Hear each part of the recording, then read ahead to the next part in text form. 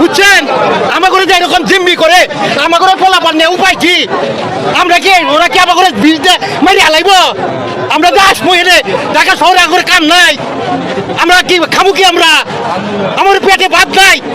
কাপড় নাই আরো আন্দোলন করবো 5 মাইল যাইলাম এরপর ফটকে দিব কিছু হলো রাস্তা বন্ধ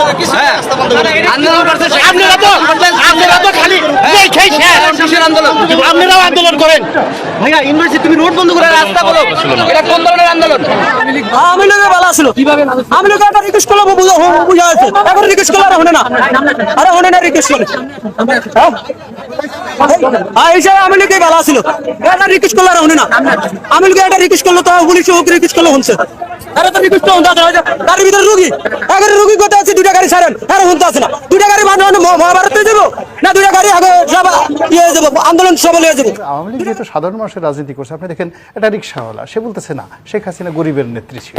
শেখ হাসিনা গরিবের প্রধানমন্ত্রী ছিল কিন্তু এত কিছু চিন্তা ভাবনা করে না সে মনে করে ওই সময় আমি ভালো ছিলাম ফলে আওয়ামী লীগের রাজনীতি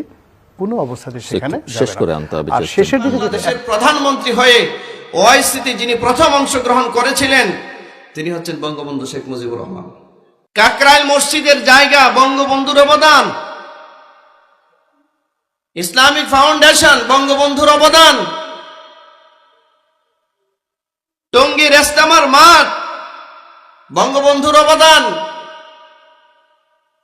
যে ব্যক্তি তার বক্তব্যের শুরুতে মাঝে শেষে ইনশাআল্লাহ বলতো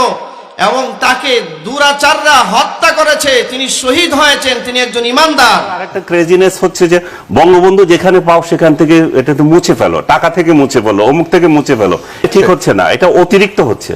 এটা আপনি বঙ্গবন্ধুকে মুছে দিতে পারেন না আপনি বঙ্গবন্ধু এভিনিউ বাদ দিয়ে আবরারের নাম প্রস্তাব করতে পারেন না